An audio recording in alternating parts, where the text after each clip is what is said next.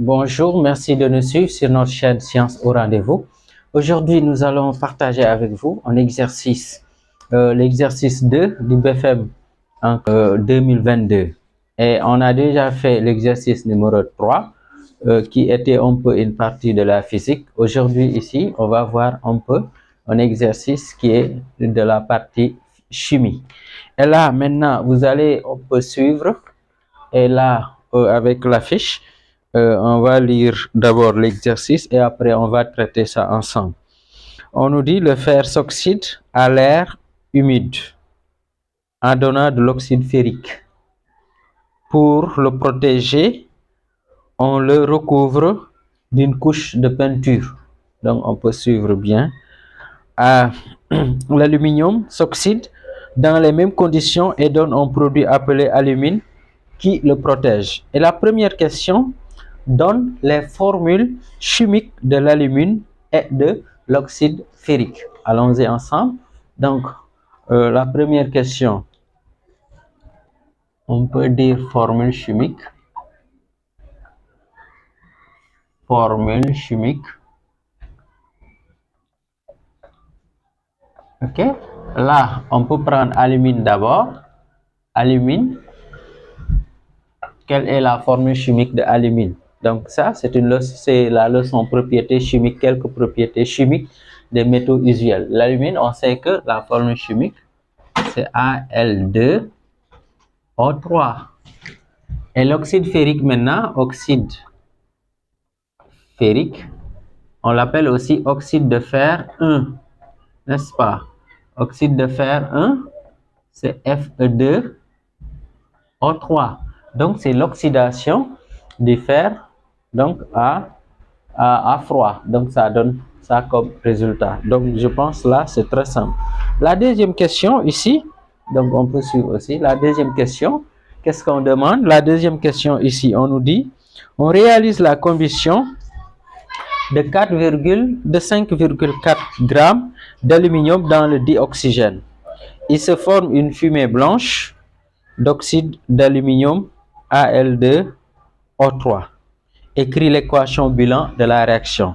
Et donc là, on demande tout simplement l'équation bilan. On peut dire ici 2, 2, 1, l'équation bilan.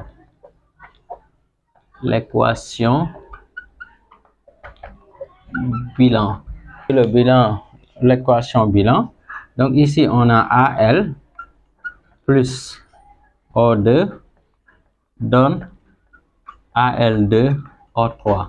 Et là, on équilibre très rapidement. Donc, si on équilibre, qu'est-ce qu'on a? Ici, on a 2 atomes d'aluminium. Ici, on multiplie par 2 pour équilibrer. Ici, il y a 3 atomes d'oxygène. Ici, il y a 2. Donc, ce n'est pas équilibré. Ici, je multiplie par 3 demi pour équilibrer. Donc, 3 demi fois 2, donc ça donne 6 demi, 6 demi. Donc, ici, si on équilibre, donc ça nous donne ici, tout simplement, 3 atomes d'oxygène partout.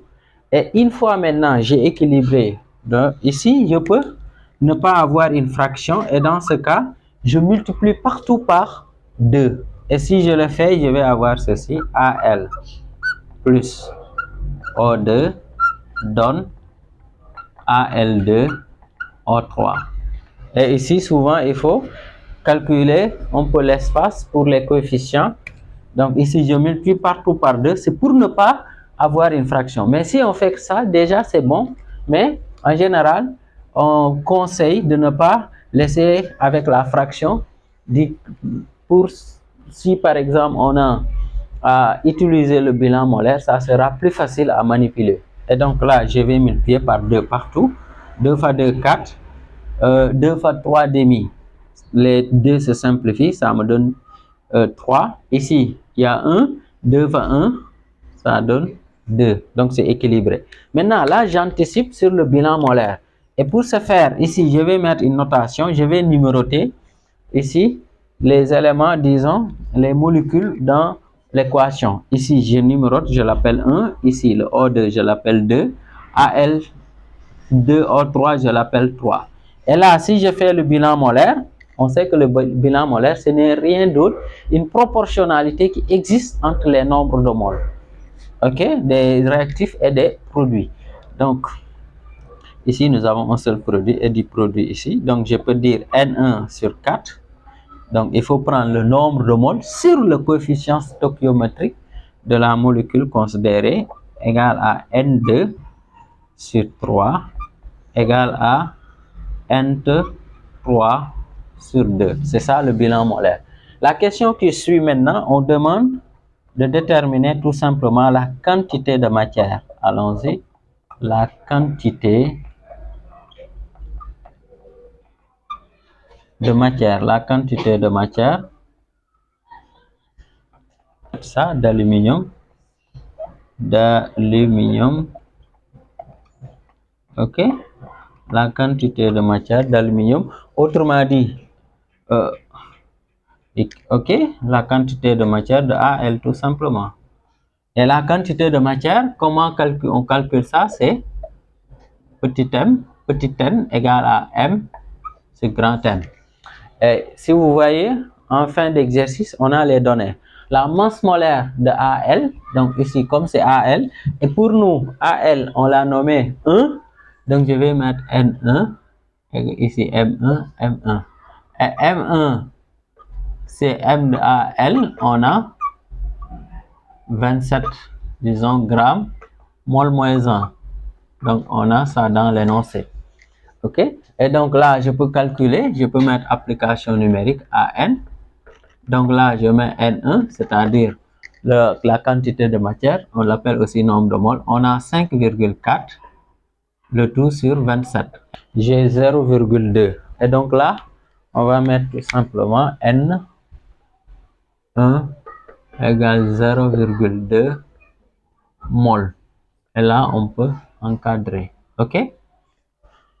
Donc la suite, on nous demande calcul, détermine maintenant la masse d'oxyde d'aluminium obtenue. Détermine la masse d'oxyde d'aluminium obtenue. Donc détermine. Donc là, je fais 2, 3, la masse d'oxyde d'aluminium. D'oxyde d'aluminium, c'est ce qu'on a appelé aussi alumine. Autrement dit, on demande la masse de Al2O3. OK? Et là, c'est très simple. Al2O3, on l'a numéroté 3. Donc, ça veut dire on demande M3. On peut dire M3 égale à N3 fois grand M3. Et grand M3, on va calculer ça, c'est Al2O3. Là maintenant, chaque fois il faut poser un peu la démarche. Ici on aura 2 fois M de Al plus 3 fois M de O. Et là on aura 2 fois 27 plus 3 fois 16. Et là on peut calculer directement. Ça donne 102. Donc là on peut dire tout simplement égal à 102 grammes mol moins 1. OK? Donc c'est ça un peu la masse de M3. Autrement dit, la masse molaire plutôt de Al2O3. Et une fois maintenant ça, on va déterminer N3 parce qu'on ne connaît pas N3. Ce qu'on connaît, on connaît N1. Et là maintenant, c'est ça maintenant l'importance du bilan molaire. Si on ne l'avait pas fait par anticipation, on sera obligé de mettre le bilan molaire. Donc, je connais N1, moi je cherche N3. Je vais faire le rapport de proportionnalité entre les deux. Donc je vais dire ici N1 sur 4 égale à N3 sur 2. Donc ici en faisant juste une règle de 3, donc je vais avoir N3 égale à 2 fois N1 le tout sur 4. Donc c'est bien ça. Maintenant, en termes de calcul, on peut dire AN ici, application numérique, N3 égale.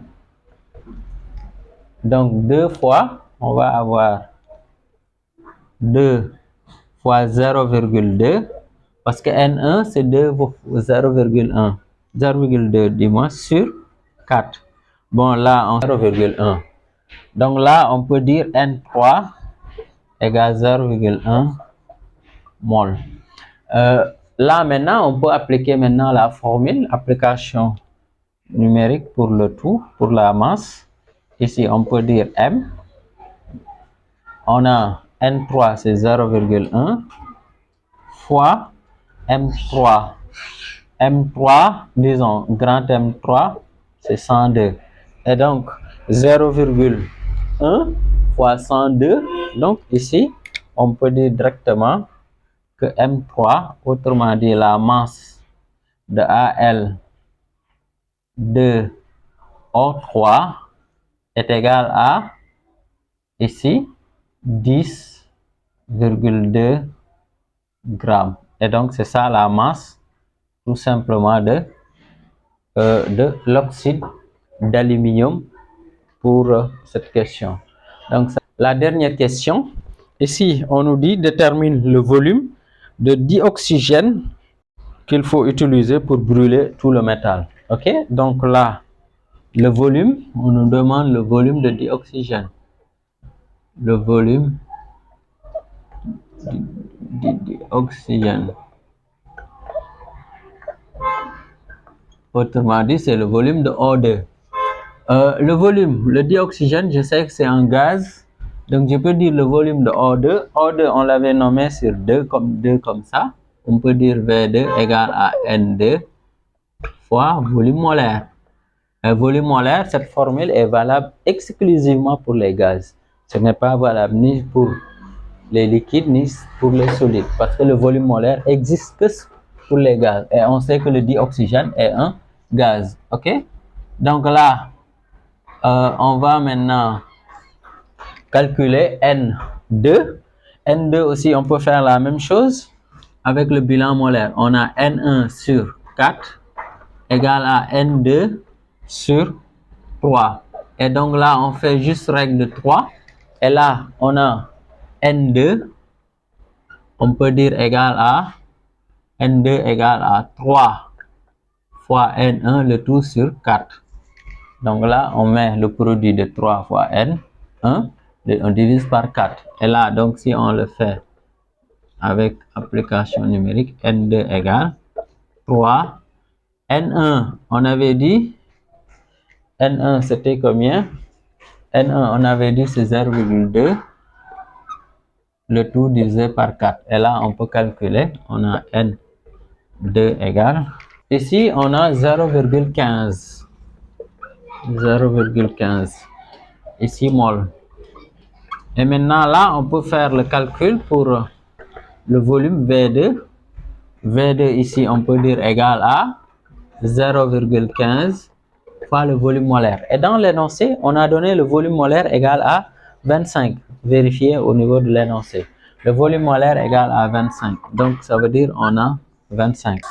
Donc, ici, on peut dire V2, ben, c'est le VO2 tout simplement, égal à 3,75 litres. Et le volume s'exprime directement ici en litres, ou bien à défaut en décimètres cubes. Ok, donc c'était ça qu'on voulait partager avec vous. Merci de nous avoir suivis. Merci de liker la vidéo, de la partager et surtout de vous abonner si ce n'est pas encore fait.